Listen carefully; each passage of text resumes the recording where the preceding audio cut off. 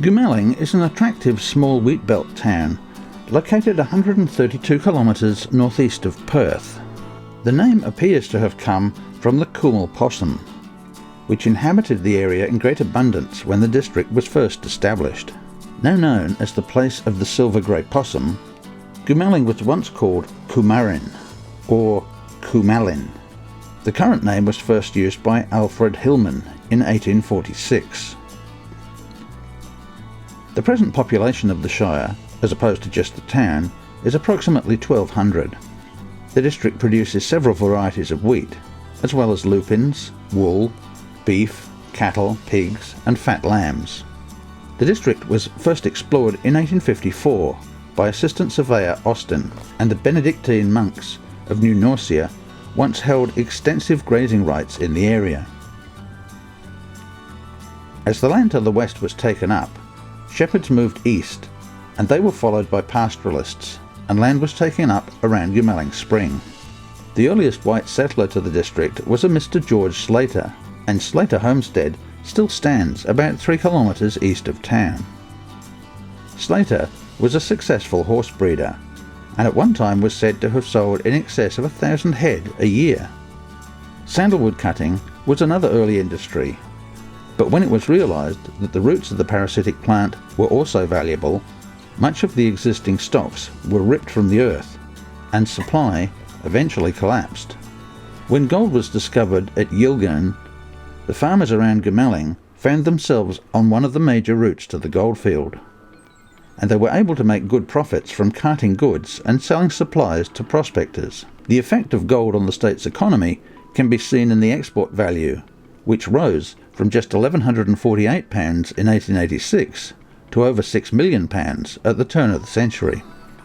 The first road board was formed in 1895, and not long afterwards there was pressure to get a railway line extended from Northam. In January 1900, work on the railway line started, and local farmers expected that it would be complete by the time of the next harvest. As it turned out, sleepers from the line were mysteriously diverted to a private consortium in Kalgoorlie, and the line to Goomalling was put on hold. A year after the line was started, it had only reached 9 miles from Northam.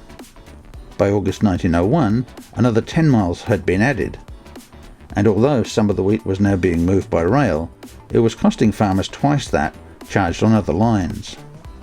The line was finally completed by the end of June 1902. It had taken 2.5 years to build just 30 miles of track.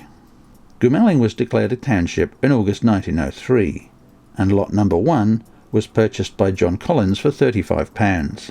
The town site developed quickly with the coming of the railway, and the hotel, that still exists, was built in 1904.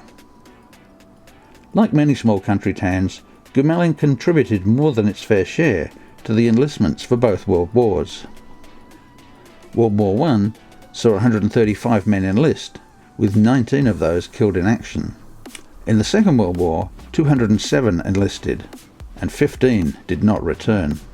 The Goomalling Historical Society has placed signposts on old school sites within the Shire, and many can be spotted on the road verges as you drive around. Information on a local heritage trail is available from the telecentre or from the caravan park. The walk points out places of historical significance around the town site of Goomalling. Although only a small town with limited shopping facilities, Goomalling is a very nice place to stop and relax for a few days, and it is fortunate in being at the centre of a number of other towns that can be reached in a series of day trips.